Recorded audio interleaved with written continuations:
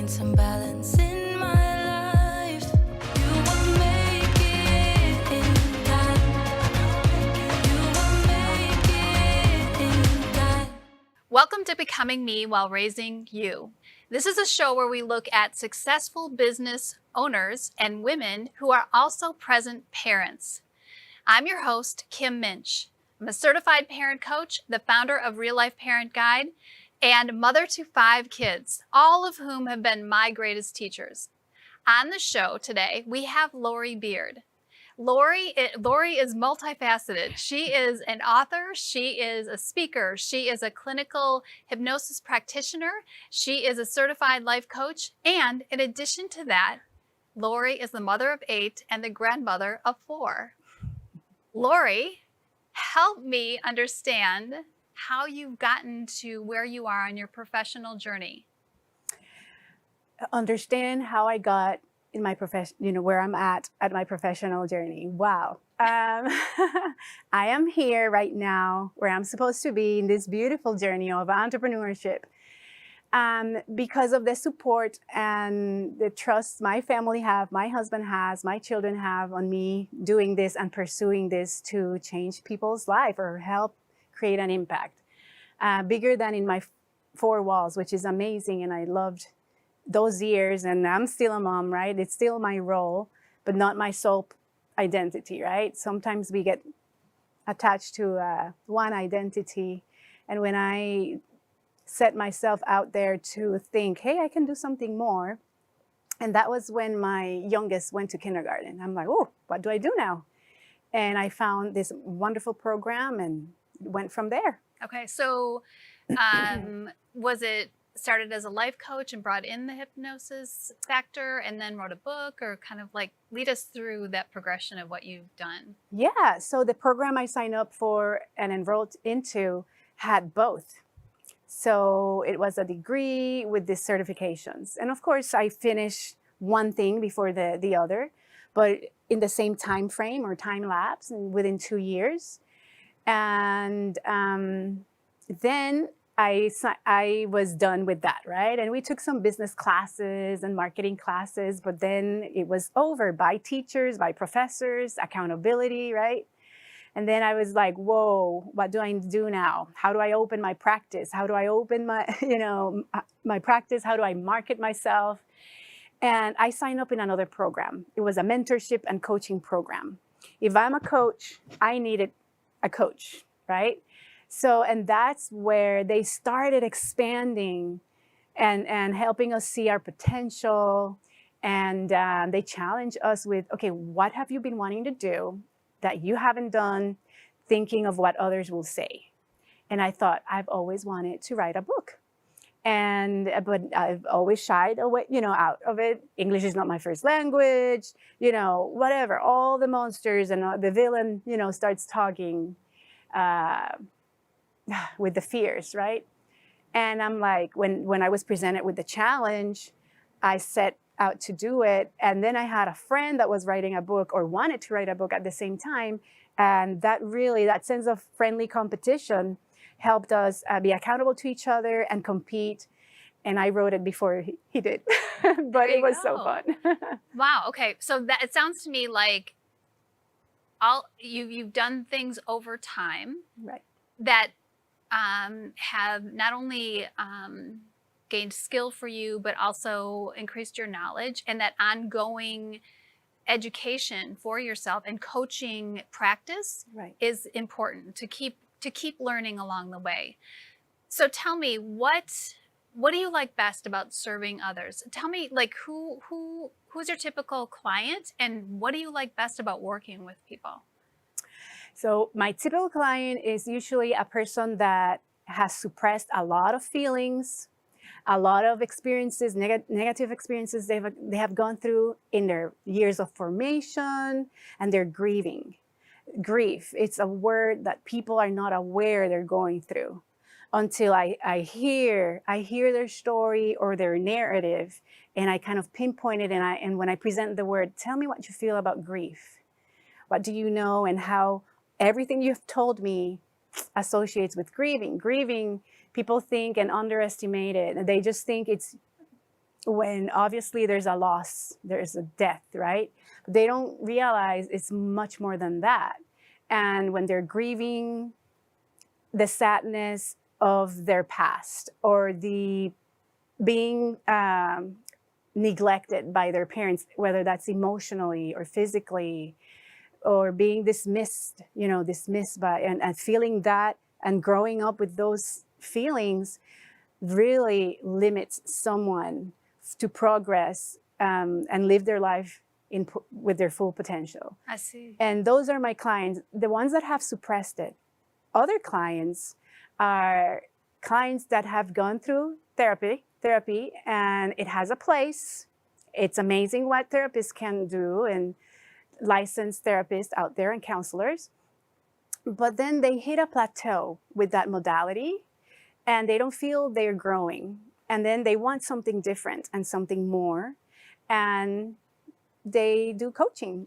So do you find a lot of joy in the work that you do with your clients through their growth, through the breakthroughs that they make? Would you say that is the best thing that you take away from working with these clients? Absolutely. That, and I think to finish answering the first one, or one of the questions you asked before, I get that sense of gratifying. It's gratifying when I hear a loved one saying, "What did you do?" Little things. I work with the intangibles, right? I want people, if you see my Facebook, you're gonna see like peace, joy, and fulfillment. Those are so intangible. Like, it's kind of silly for me to market myself like, "Hey, I offer you peace, joy, and fulfillment." So what that looks like, lack of peace, lack of joy and fulfillment in life, is like when you're not happy in your relationships, when you're settling for less in your relationships at home or in your profession. You're not living what you know you can offer in your profession, or you're working for corporate and you've been wanting to do your own business and you're not doing that. When you get all triggered when your little kid is telling you something, and because you are so consumed with this negativity inside, that you explode, that you, in adults, it's called thrashing, right? When you're like throwing things and not happy. So I get a lot of sense of satisfaction when someone tells me, so-and-so doesn't like to even open the blinds in the morning, and now he or she is opening the blinds. Or so-and-so didn't sleep well for so many years, and now he or she slept like a rock, for example. That's beautiful. Okay, so let's swing the pendulum to the other end of this, Lori. Yeah. And tell me, what are some of your greatest obstacles to being a woman in business? Tell me about your obstacle. Obstacles, Kim, are going to happen all the time, and I feel like the more I jump over them or walk over them, like stepping stones instead of obstacles that are blocking me, there's going to always be more and more. So some of those are personal situations, right? Life happens. And with 8 kids, it's an adventure and something's gonna happen, something positive. It's like my daughter having her kids, or my children having kids, and me wanting to be there to support. That's beautiful. And I am there, and I'm lucky that I'm going virtual right now, and I could even, daughter, continue having babies if you want to, I'll be there for you. But, it creates a little bit of a pause on what I'm doing or the flow that I'm doing. Or negative family experiences, or health issues, or also my head, me getting out of my head, thinking, can I go to the next level? Can I accomplish this with the book? I'm like, are people going to receive it well and accept my ideas, or think I'm a good writer? Am I delivering my message in a clear way? So those are the obstacles that. Okay. What kind of practices do you have in place that help you balance your business with your family life? What do you do that helps you balance those things? Whew, this is a really good question. To me, what I do to create that balance is be a person of integrity. So if I'm teaching, a client the importance of self-care, and I know you believe in this, Yes, and I know you're a good example of this too, If I'm telling you, no, you need to do this, you know, what are you doing to re-energize, to recharge? You know, as far as self-care, I do that also. Meditation, having fun. I think there's some images of me having fun in the water. There's something that the water has. I drink it right here. I like to be in it, and I like to float on it. I do stand-up paddleboard. I swim. I play. Allowing that, playing with that, your inner child, right? Swinging, you're gonna see an image where I'm swinging too, because I thought, hey, why not try something new, getting out of my comfort zone, challenge myself. One experience that I had is that I said I've always wanted to paint. I've always wanted like a private lesson on you know, painting. So I signed up for it. And the teacher, right, was telling me, okay, pick an image, pick a painting that you would like to paint, and we'll work on it. So I painted it, right, with his instructions, and as it turns out, it's pretty decent what I ended up doing. And at the end, he told me, yeah, that picture was challenging and it was not at your level. That picture was, you're a beginner and you chose a picture of a more advanced level than what you are. And I'm like, why didn't you tell me? He's like, you did pretty good. You did amazing. And I'm like, oh my goodness. So see, I saw that as an example of, I can challenge myself. I can do difficult things, and I can play and be creative and have fun. So what I heard you also say was that meditation, Yep. taking care of paying attention to what nurtures your soul creatively, Right. water, all of these things. Nature. You and I both are daily meditators, and I do a lot of walking. Walking to me is most definitely an important way for me to use my physical body, and just it the more I move, the more it helps my mental health, even on gray and, you know, icky days. I love how you do that. That, like, is it how many miles a day? I walk about 8 miles a day. Whew, So that's yeah, good. it's a time consuming thing, but And it's a also really commitment. important. Yeah, it is a commitment. Self-care, here's the thing. Self-care and the practices that you put into place are not necessarily go to lunch with a friend. That can be fulfilling, Yeah. or go get your pedicure every Yeah. other week kind of thing. Self-care, our commitments. Self-care are things that we put into place that we insist on doing every day that take good care of us over the long haul. Things that we won't not do. I always walk. I always meditate. So those things. I want to ask you just a little bit, because I want to talk about moms who might be in a situation where they're not necessarily, maybe they've been at home with their kids for many years, or they're thinking about starting a business, or they're perhaps thinking about switching careers. What would your best advice be to a mom who's in that position, who's thinking about making a big change in her professional life? What kind of advice would you give that mom? For a mom that's like struggling with that, it's on the edge of, do I do it or not? It's like a mom that was eavesdropping a conversation I had with a friend before I decided to go full in and to do my deep dive into this new aspect of my life. She said, I'm sorry, I'm eavesdropping, and I know you've been talking about whether you do it or not, and whether this is a good time or not. She says, if it's not now, when? Life is always going to happen. There's always going to be challenges.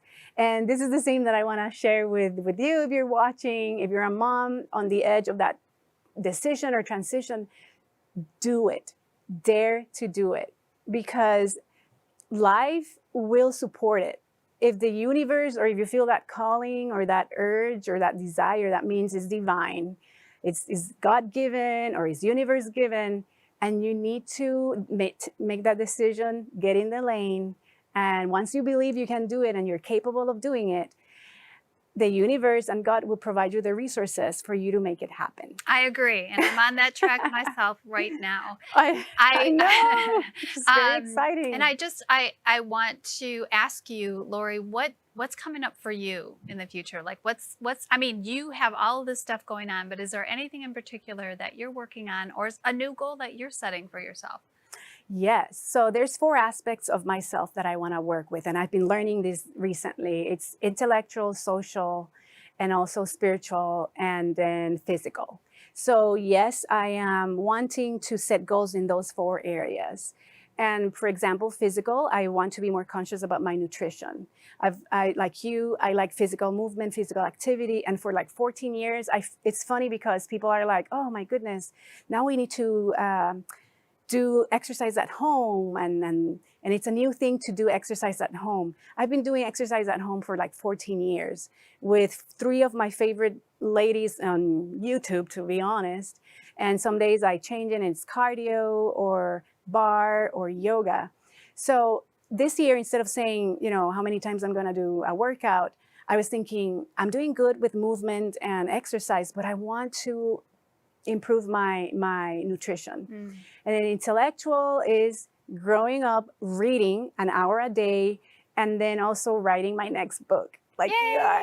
Yeah, I know. I have like 2 books that I want to work on, and at least one of them this year. So what? I'm here on camera being saying Being accountable, you're I like know. saying. So it's what, January still? That would be so cool to maybe launch in fall. I translated the book that I have already out into Spanish, so that's coming out too. And then what? Social is for me to get out there, to trust in what I do professionally and not shy away with self-doubt, to create an impact, to show up for people that I resonate with and that are ready to work with me because they're done with their life the way it is, to step forward into that greatness. And I think I covered and spiritually, yes, spiritually is also making the meditation practice a little bit more intentional and significant, and also reading more of, you know, lectures from the church I go to, and the Bible and the scriptures and all that. So, Well, Lori, you have no shortage of major things going on in your life, and people in your life as well. So I look forward to continuing to follow you and all the work that you do. I want Thank to extend an invitation to you. Lori's information on how to get connected with her will be in the show notes. But Lori, plug where can we go to see your work? Where can we connect with you? easier is LinkedIn, and of course Facebook. Lori Beard. You're gonna find me like that. Royal blue colors in all those platforms. Easy to say, oh, that's her. Love it. So find me Love there. it. Love it. So on behalf of Lori and myself, remember, mothers are the emotional barometers in their families. So taking care of you while you build your legacy is not a luxury, it's a necessity. If you're looking for help to build stronger, healthier connections in your home, please reach out to me through my website, reallifeparentguide.com. Until next time, namaste.